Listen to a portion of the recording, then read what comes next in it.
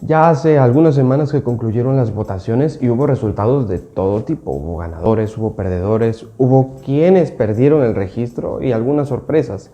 Pero también de todo esto surgieron muchas dudas. La más importante que surgió fue quién ganó la mayoría del Congreso. Pero peor aún, ¿qué es una mayoría? ¿Qué es una mayoría absoluta y qué es una mayoría relativa? Esto es lo que vamos a discutir el día de hoy. Incluso el presidente ya le dedicó 6 días seguidos después de las votaciones. Vamos a analizar de qué se trata, cuál es su propósito, para qué nos sirve distinguir entre las mayorías y sobre todo dónde viene estipulado, porque eso es muy importante saberlo. Vamos a darle. Yo soy Daniel Ruiz, esto es Jusstati y comencemos.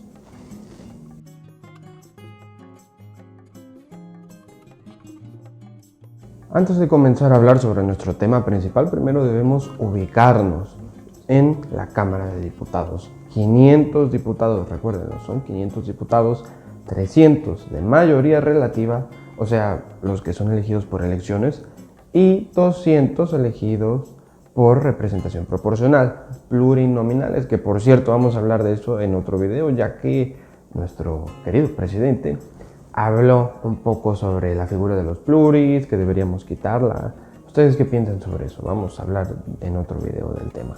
Bien, ahora que ya tenemos en mente los 500 escaños, podemos hablar sobre la mayoría absoluta y posteriormente la mayoría relativa. La mayoría absoluta en sí es el 50% más 1 en una votación.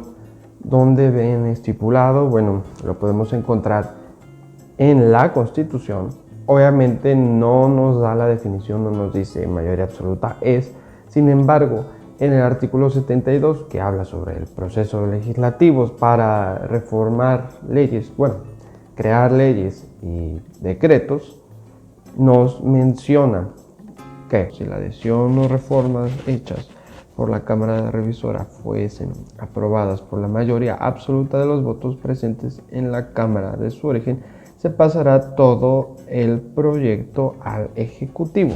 Entonces, como tal, no nos dice qué es, pero sí lo menciona, ya lo contempla la Constitución, donde sí nos da una definición más exacta, no solo de la mayoría absoluta, sino también de la mayoría relativa, es en el reglamento de la Cámara de Diputados. Podemos observar esto en el artículo 3º del mismo, que nos dice: artículo 3º. Para efectos del reglamento se utilizan las voces y significados siguientes. Fracción 13ª, mayoría absoluta. Es el resultado de la suma de diputadas y diputados o votos que representen cuando menos la mitad más uno de los presentes. Bueno, entonces ya una vez que tenemos esta información y también sabemos que hay 500 escaños, entonces sí, la mayoría absoluta es 50% más 1, deducimos que es la mitad, 250 más 1, 251, eso representa una mayoría absoluta. ¿Para qué sirve esto? Bueno, para poder hacer las reformas a las leyes secundarias y también, algo muy importante, poder aprobar el presupuesto según lo estipulado por el artículo 74, fracción 4ª, que habla sobre las atribuciones que tiene el Congreso, la Cámara de Diputados, pero también específicamente sobre eso, sobre el presupuesto de egresos. Ahora sí, Morena tiene mayoría absoluta. Antes sí, en la actualidad, antes de las elecciones, ellos tenían 253 curules. Entonces hasta se pasaba, ¿no?, de la mayoría absoluta que dice el reglamento y también la Constitución. En este momento se estima que ganaron 203 diputaciones. Entonces necesitarían de alianzas, necesitarían de negociación para poder tener una mayoría absoluta. Sin embargo, se sabe que la tienen. Entonces, Morena técnicamente no tiene una mayoría absoluta como tal, el propio partido, pero bajo las alianzas que hizo, puede que sí. Ahora sí, pasemos al siguiente tema, la mayoría calificada. Esta, a diferencia de la mayoría absoluta, es en ocasiones especiales, sobre todo cuando hablamos de reformas constitucionales. La reforma constitucional viene en el artículo 135 constitucional y nos dice que la presente constitución puede ser adicionada o reformada. Para que las adiciones o reformas lleguen a ser parte de la misma, se requiere que el Congreso de la Unión, por el voto de las 2/3 partes de los individuos presentes, acuerden la reforma o adición y que éstas sean aprobadas por la mayoría de las legislaturas de los estados y la Ciudad de México.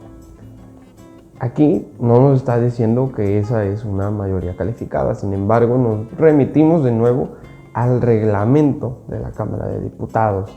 Esta establece: fracción 14ª, mayoría calificada, es el resultado de la suma de diputados y diputadas o votos que representa cuando menos las 2/3 partes de los presentes. Entonces tenemos que para que se puedan hacer reformas a la Constitución se necesitan 2/3 partes. Esto equivaldría a 334 votos en la Cámara de Diputados y de 85 en la Cámara de Senadores. Haciendo los cálculos de nuevo, Morena tampoco puede hacer reformas por sí solo en ninguna de las dos cámaras. Entonces, misterio resuelto, no hay por qué hacer tanta argumentación o, tanta sobreexplicación.